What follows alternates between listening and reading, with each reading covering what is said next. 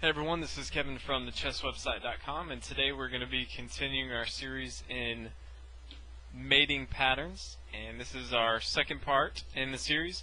And the first mating pattern that we are going to go over today is Damiano's mate, and as you can tell, it arises from the situation right here where you have either a pawn or a bishop on g6. It really doesn't matter, each one, and we have our queen here on the open h file.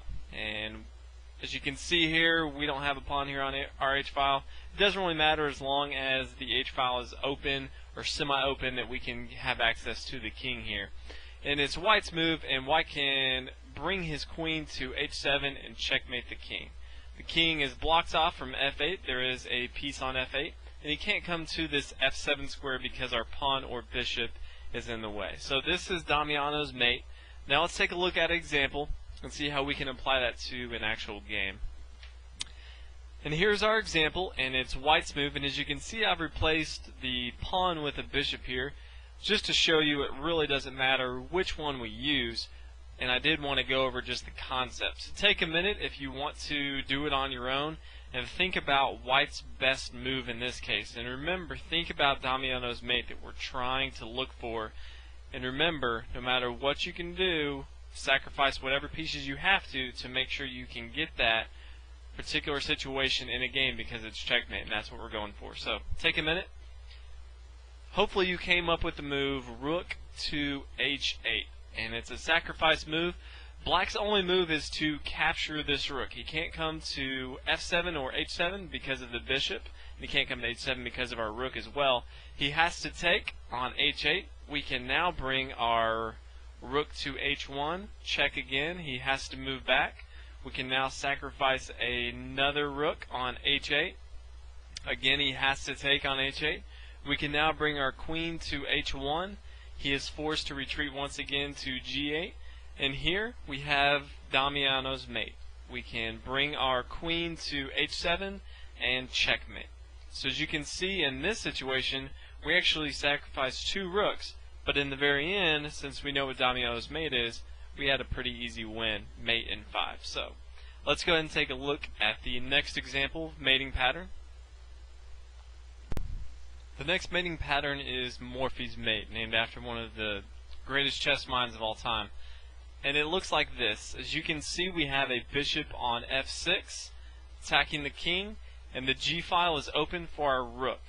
So the king is checkmated, he can't go anywhere. So we are using our bishop and our rook in this situation.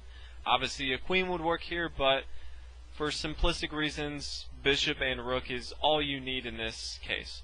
So let's go ahead and take a look at an example how we can use this in a normal game. In this example, if you look at it, most people would actually think that black has a better position. His king looks very well protected, and if you can see, he's up in material.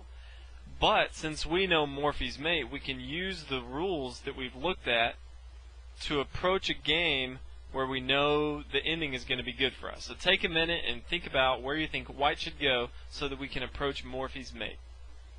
And hopefully you came up with the move queen captures f6. Now from here we are threatening queen takes on g7 checkmate. So they're going to have to defend that. Once they take on f6, now where do we go? We bring our rook to g1 check, and when the king moves, we can now come in with our bishop, capture on f6, and checkmate. So from here, it looked like a pretty even situation. It even looked like black was ahead, but we were able to have a queen sacrifice because we knew Morphy's mate, and we have a pretty easy win. So let's go ahead and take a look at the next example. This is kind of like Morphy's mate, and it's Morphy's concealed mate. Morphy's concealed mate is very similar to Morphy's mate, but there's one additional step that you have to take, and we're going to go over that now. So pause the video and see if you can try to figure out how to mate, in this case, as white. The first move is going to, hopefully you figured out, the first move is rook captures on g7. The black king is forced to move to h8. And now the key move right here. A lot of players will want to move their rook back to g1. This is actually going to be a huge mistake. Black can move his pawn to f6, blocking our bishop, and black's actually has a better game here. He has more material, and we no longer have the Morphy mate threat that we had before. So instead, we need to play a different move instead of rook to g1. And instead of rook g1, we know that when we move our rook, it's going to be a discovered attack from our bishop on b2. So we want to remove this defender on f7 and capture him on f7. We're checking with our bishop, but now that pawn is not going to bring us any more trouble. So now when the king moves back to g8, we can now check on g7.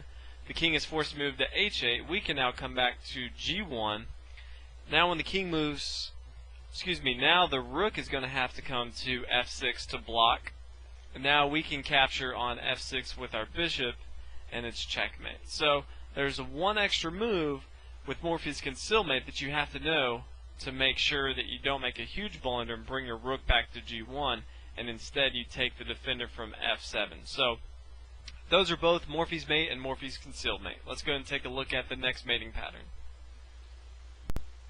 The next mating pattern is called Reddy's mate, and it looks like this.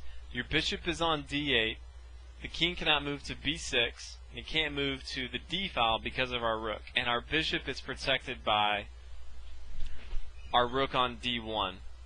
And it comes about, we heard about this from one of the most famous games that a lot of you have probably already seen, and it comes about from the situation like this. So take a minute.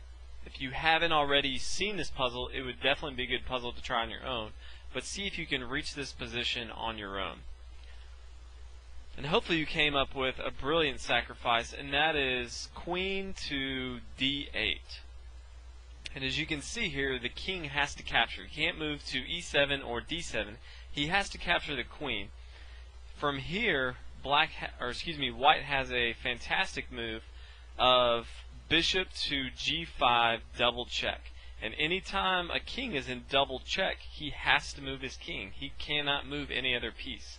So the black king is forced to move. If he moves to e8, we can bring our rook to d8 and it'll be checkmate. It doesn't matter. In this case, we'll go ahead and put the black king on c7 just so we can have the same setup as Reddy's mate. That's what happened in the real game. And we can bring our bishop to d8 and it's checkmate. But again, even if the black king moves to e8, we can bring our rook to d8 and it's checkmate. Either way, but as long as you know the situation and how it'll rise. And it normally happens when the king is not castled for black or white, depending on which way it's set up. And white is castled on the queen side, so his rook is lined up on the d file. So that is Reddy's mate, and the next one we're going to look at is Smothered mate. It's one that you'll see very, very often, and it's the last mate that we're going to look at. So we'll go ahead and take a look at Smothered mate. Smothered mate looks like this. The king is trapped in and is checked by the knight here on f7 and can't move. He's what they call smothered. And this is going to be the most common besides the back rank mate that you're going to find. And a lot of players miss so many opportunities for smothered mates because they just don't know what to look for. And so we're going to take a look at an example. There's a lot of different examples out there, but we're going to go ahead and take one look at it and see something that you should be looking for when it comes to smothered mate. So the example we're going to look at is here, and as you can see, white is down a whole lot of material, but we have a knight near the black king, and the black king is near the corner, and we have a very active piece, our white queen on the e-file, that can jump into the action very quickly. When you see this, you should be looking for smothered mate. So, take a minute, see if you can figure this out on your own. And hopefully you came up with the move queen to e6 check. Now, black has two options here. His first move is to move into checkmate immediately with king to f8, and then we can checkmate with f7. That's usually not going to happen. Instead, you'll normally see the black king come to h8. Now, here's where it gets interesting. We can bring our knight to f7, check. The only move black has is to move back to g8. And here's the tricky move right here. It's knight to h6. It's a discovered check with our queen.